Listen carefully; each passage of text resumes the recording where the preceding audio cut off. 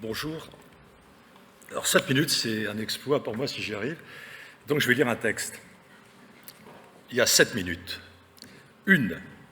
Là, à 2 pas de Pune, des terres arables servent dorénavant la spéculation immobilière pour l'édification de gated communities, aux appartements rapidement vendus à des jeunes membres de la nouvelle classe moyenne indienne.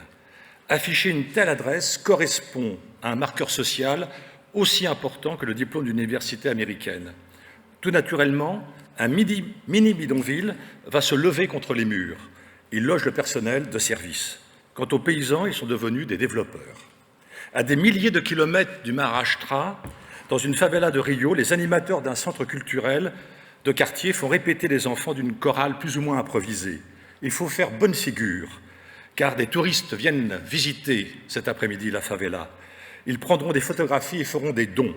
Cela aidera la future école de samba. Le local se nourrit du global et est globalisé.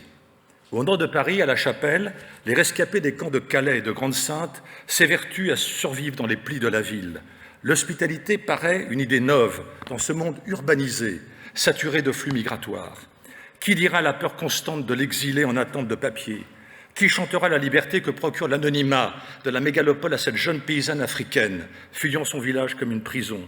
Qui tiendra la comptabilité des noyés en mer Méditerranée ? Qui se souviendra qu'un sourire équivaut à une main tendue ? Toute ville est une loterie, on y vient avec l'espoir d'empocher le gros lot, alors même que s'y entassent les perdants, ceux qui rentrent épuisés au petit matin d'un travail invisible avant que ne commence la journée des inclus. 2. Jamais les bidonvillois n'ont été aussi nombreux.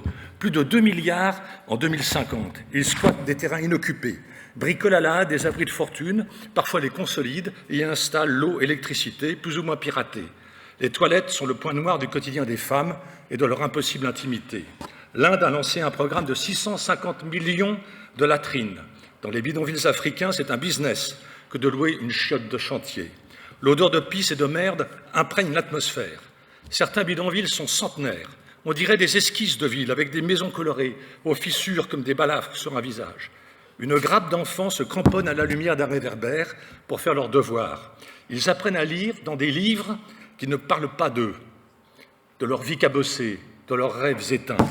Ils sont à la marge de l'école comme ils sont à la marge de la ville. 3. Nous sommes en 2012. Sophie Peters tourne avec une caméra cachée son diplôme d'école d'art en déambulant dans les rues de Bruxelles. Les hommes, jeunes et vieux, d'ici ou d'ailleurs, la complimentent pour sa joliesse, puis lui font des avances et, face à son refus, l'insultent. La voie publique serait-elle réservée aux hommes le jour comme la nuit ?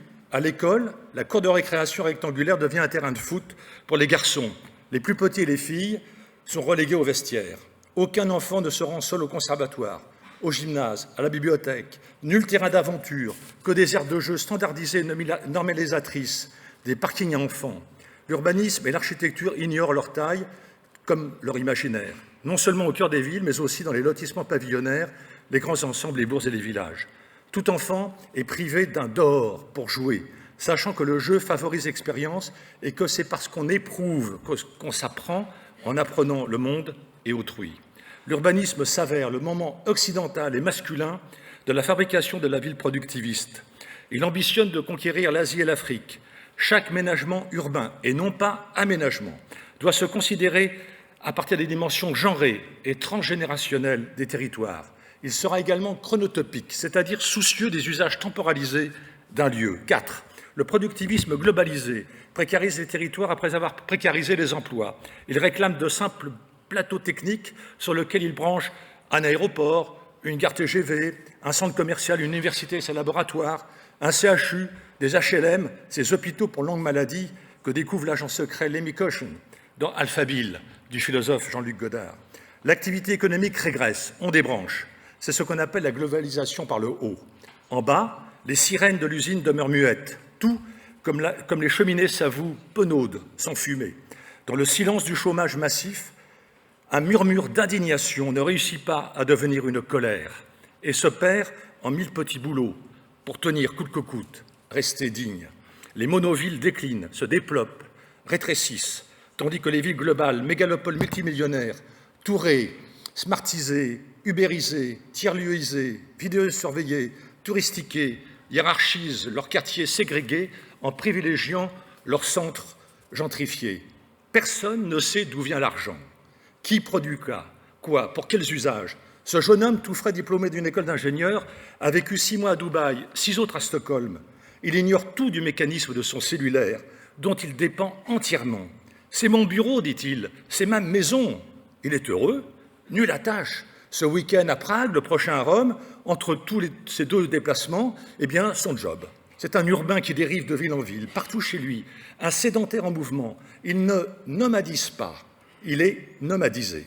Parfois, il croise des migrants qui ne sont de nulle part chez eux. La ville-monde, à l'heure de l'écocide, oppose les populations disjointes plus qu'elle ne les assemble. Qui a encore des larmes pour dire l'inhumanité du monde? 5. Et si la non-ville et la non-campagne de François Choët ou la banlieue totale de Bernard Charbonneau se généralisaient avec l'assentiment de leurs habitants, tout content d'arpenter des vastes centres commerciaux où le fun shopping transforme la corvée des courses en un loisir hautement distractif avec piste de ski? Et si le gratte-ciel, air conditionné, béton, vitrage et aciers spéciaux, énergivores et inurbains, nés de la fin du XIXe siècle, parasitaient les zones urbaines au nom d'une modernité d'hier censée préfigurer notre futur? Ou alors, décroissons ces mégalopoles compartimentés et exaltons l'esprit des villes, cette heureuse combinaison d'urbanité, de diversité et d'altérité. 6. Nous savons, vous savez tout sur les défis environnementaux, le dérèglement climatique, la montée des eaux. 16 mégalopoles sur les 20 premières sont des ports. La folle croissance démographique et l'urgence écologique, et nous savons, vous savez tout. Et pourtant, on continue obstinément à tout faire à l'envers, alors qu'on sait réaliser des bâtiments passifs avec des matériaux biosourcés ou réemployés en concertation avec les habitants. Il nous faut apprendre à écologiser notre esprit. 7, et je termine. Patrick Chamoiseau, dans Frères migrants, écrit « Un écosystème relationnel suscite de la multi-attractivité. Les mobilités du monde ne se feront plus, comme on le voit encore, de la pauvreté vers la richesse, du dominé vers le dominant, de la guerre vers la quiétude, de la pénurie vers l'abondance.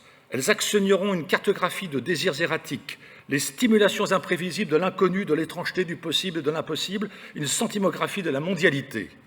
J'ajouterai que les villes à venir seront sentimentales, affectives, sensorielles, ou ne seront pas. Merci.